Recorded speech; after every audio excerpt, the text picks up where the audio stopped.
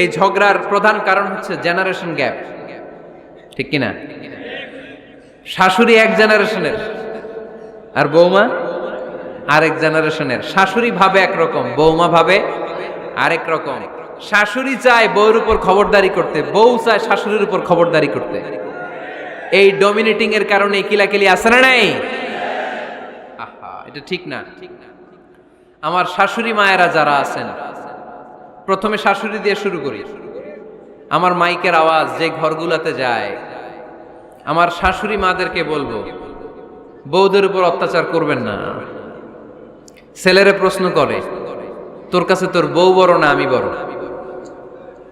আছে না নাই? এটা একটা প্রশ্ন হইল।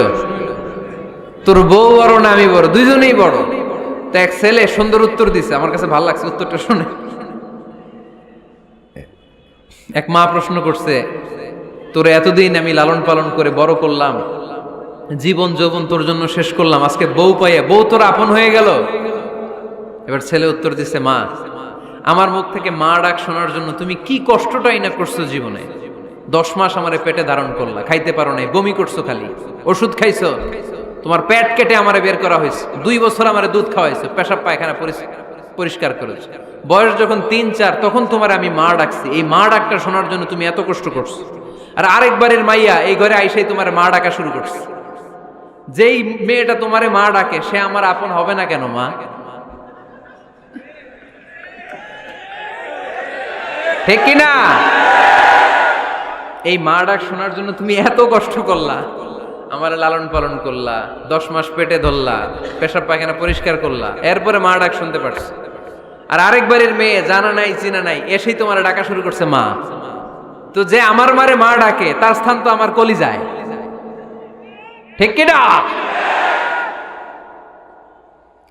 শাশুড়ি আম্মারা যারা আছেন, প্লিজ বৌমাদেরকে কষ্ট দিয়েন না। অনেক শাশুড়ি আছে পান থেকে চুন খসলে রেগে যায়, পদে পদে স্ত্রীর ভুল ধরে, বউয়ের ভুল ধরে, আছে না নাই? এটা করবেন না। সে তো নতুন, আপনার অনেক এক্সপিরিয়েন্স হতে তার সময় লাগবে, তাকে সময় দিন, তাকে ভালোবাসুন, ঠিক কিনা? না বুঝে সামান্যতে বৌমারে বদদোয়া দেয়, এরকম আছে না নাই? কিন্তু বুঝতে চায় না, বৌমারে যদি বদদোয়া দেয় তাহলে তার নিজ ছেলের পরিবারের ক্ষতি, পেটে ধরা যে ছেলে, ছেলের পরিবারের কিন্তু ক্ষতি, তার আপন নাতি নাতনিদেরই ক্ষতি। আওয়াজ করে বলেন ঠিক কিনা? বৌমাকে বদদোয়া দিয়েন না। বৌমাকে নিজের মেয়ের মতো দেখবেন। সমাধান আমি দিচ্ছি, কেমন দেখতে হবে? নিজের মেয়ের মতো। নিজের মেয়ে সকালে ঘুম থেকে ওঠে 11টা, ওইটা সমস্যা নাই। বৌমা কেন উঠলো না, ওইখানেই ঝামেলা, আছে না নাই? মেহেরবানি করে আপনার বৌমাকে আপনার নিজের মেয়ের মতো দেখেন। নিজের মেয়েরে যেমনি আদর করেন তাকেও অমনি আদর করেন। আপনার বৌমারে যদি আপনি কষ্ট দেন, মনে রাখবেন আপনার নিজের মেয়েটাও আরেকবারের বউ হয়ে কয়েকদিন পরে যাবে। আপনি যা যা করবেন আপনার মেয়েকেও তারা ওই রকম কষ্ট দিয়ে বাড়িতে ফিরিয়ে দিবে। চিল্লায় বলেন ঠিক কিনা? খবরদার, টিট ফর ট্যাট। ইট্টি মারলে পাটকেলটি খেতে হয়। এজন্য শাশুড়ি আম্মা জানারা যারা আছেন, বৌমার সাথে খারাপ আচরণ করবেন না মেহেরবানি করে। তাকে আপনি কষ্ট দিলে আপনার নিজের মেয়েটাও আরেক বাড়ির বৌমা হবে, সেও ওই বাড়িতে এই কষ্টগুলো ভোগ করবে। এগুলো যখন আপনি শুনবেন তখন আপনার চোখ দিয়ে পানি পড়বে কি পড়বে না? পড়বে। এবার আসেন বৌমার কথা বলি। বৌমা যারা আছেন মেহেরবানি করে, বৌমা যারা আছেন মেহেরবানি করে আপনার শাশুড়ি আম্মাকে নিজের মায়ের জায়গায় রাখবেন। আপনার বাড়ি ছেড়ে নতুন বাড়িতে আসছেন, তো এটাই তো আপনার বাড়ি। আপনার মা রেখে দিয়ে নতুন মা পাইছেন, এটাই তো আপনার মা। তো ওনাকে মায়ের জায়গায় বসাতে আপনার সমস্যাটা কোথায়? বৌমারা খেয়াল রাখবেন, আপনি আপনার শাশুড়ির সাথে যে আচরণটা করতেছেন, আপনার শেষ বয়সে আপনার ছেলের বিয়ে দেওয়ার পরে যে বৌমাটা আসবে ওই আচরণই আপনাকে ফিরিয়ে দিবে। The nature has its own return. প্রকৃতির একটা মাইর আছে, এটা শেষ মাইর, এটা শেষ খেলা। প্রকৃতির খেলা বড় খেলা। আপনি আপনার শাশুড়ির সাথে যে আচরণ করবেন, আপনার শেষ বয়সে আপনি একদিন শাশুড়ি হবেন, এটা মাথায় রাখবেন। ওই আচরণই আপনি ফিরে পাবেন। আওয়াজ করে বলতে হবে ঠিক কিনা? এজন্য 9 নাম্বার পয়েন্টস হচ্ছে মিউচুয়াল রেসপেক্ট। সবাই যেন সবাইকে ভালোবাসি। দোষ ছাড়া মানুষ নাই, সবার দোষ আছে। আমরা যেন একে অন্যের দোষ না খুঁজি। বৌমারা, আপনাদের কেন যদি আমার মাইকের আওয়াজ যায়, অল্প কিছু টেকনিক অবলম্বন করলে আপনি আপনার শাশুড়ির মন জয় করতে পারবেন। শাশুড়িরা আসলে বেশি কিছু চায় না, আগের জামানার মানুষ তো, এদেরকে ওইভাবে হাত করতে হবে। মাঝে মাঝে একটু শাশুড়ির মাথায় তেল দিয়ে দেন, চুলে তেল দিয়ে দিবেন আর কি, মাঝে মাঝে চুল আশ্রে দিবেন, এগুলো কিন্তু খুব পছন্দ করে শাশুড়িরা। ওনার প্রেশারটা একটু মেপে দিবেন, ডায়াবেটিক্সের ওষুধটা খাইলো কিনা সময় মতো খোঁজ নেবেন, কি পছন্দ করে খেতে একটু রান্না করে দিবেন। যেই বক্তার ওয়াজ শুনতে পছন্দ করে ওই বক্তার ওয়াজগুলো ডাউনলোড করে শাশুড়ি আম্মাকে দিবেন, ইসলামী বই দিবেন। দেখবেন বয়স্ক নারীরা মাহফিল যেতে খুব পছন্দ করে, ওয়াজ শুনতে খুব পছন্দ করে, নবীদের কাহিনীগুলো শুনতে পছন্দ করে। বসায় বসায় একটু কাহিনীগুলো শোনাবেন। বাইরে বেরোলে জিজ্ঞেস করেন, আম্মা আপনার কিছু লাগবে কিনা। আর একটা টিপস আছে, চুল যখন আশ্রাবেন আর শাশুড়ির মাথায় যখন তেল দিয়ে দিবেন, তখন অতীতের কথা জিজ্ঞেস করেন, দেখবেন অতীতের স্মৃতিতে হারিয়ে গিয়েছে আপনার শাশুড়ি। কি জিজ্ঞেস করবেন জানেন? জিজ্ঞেস করবেন, আম্মা জান, মুক্তিযুদ্ধের সময় আপনার বয়স কত ছিল? ওই সময় মুক্তিযুদ্ধের সময় আপনাদের এলাকায় কি কি হয়েছিল মা? আরেকটা প্রশ্ন করবেন, মা বিয়ের সময় আপনি কেমন ছিলেন? ওই দিন দেখবেন বুড়ি আর বুড়ি নাই, জুয়ান হয়ে গেছে। ওই দিন বলবে, মা আমি অনেক সুন্দরী ছিলাম, আমার মাথায় অনেক চুল ছিল, আজকে নাই। আমগো গ্রামে আমার সাথে সুন্দরী মাইয়া ছিল না। অতীতের স্মৃতিতে, স্মৃতি হাতরাতে হাতরাতে তিনি হারিয়ে যাবেন। জিজ্ঞেস করবেন যে, মা শীতকালে আপনাদের দেশে কি পিঠা বানাতেন আপনি যখন ছোট ছিলেন, আপনার বাপ চাচারা কি করতো?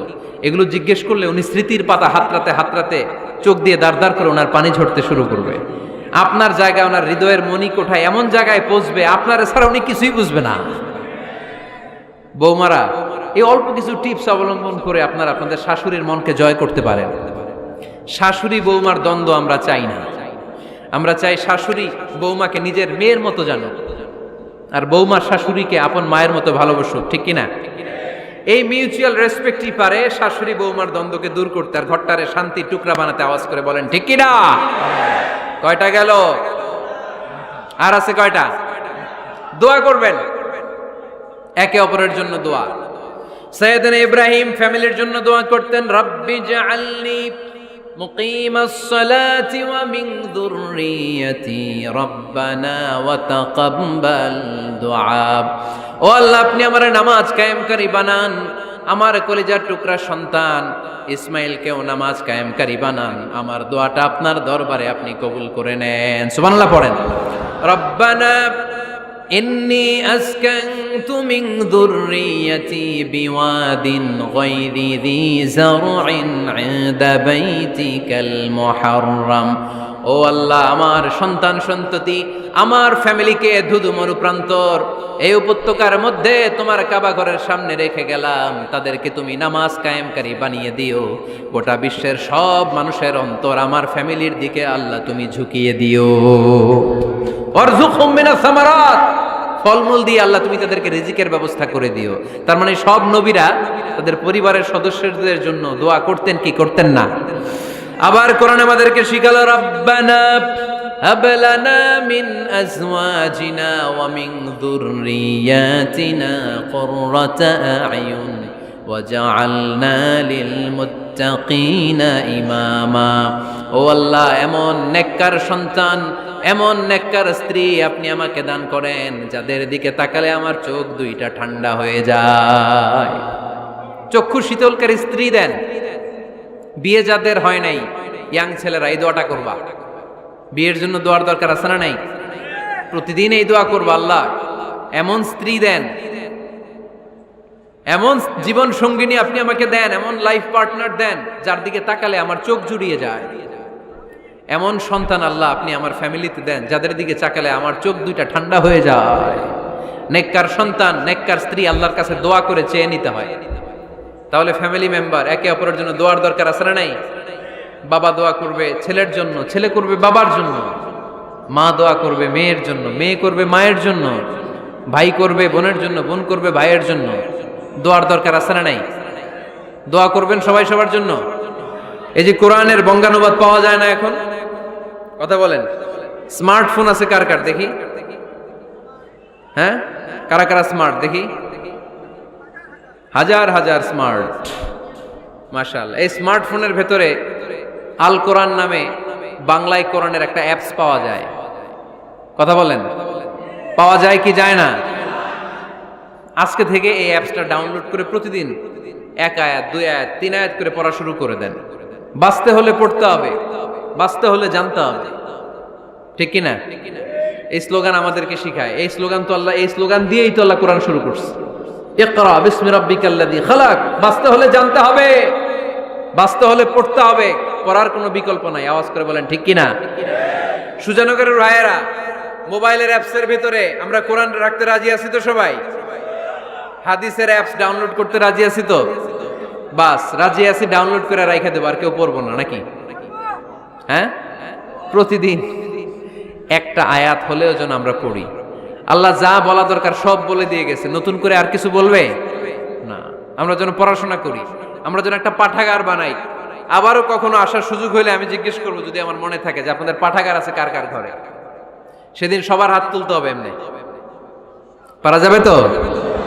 আল্লাহ তুমি তৌফিক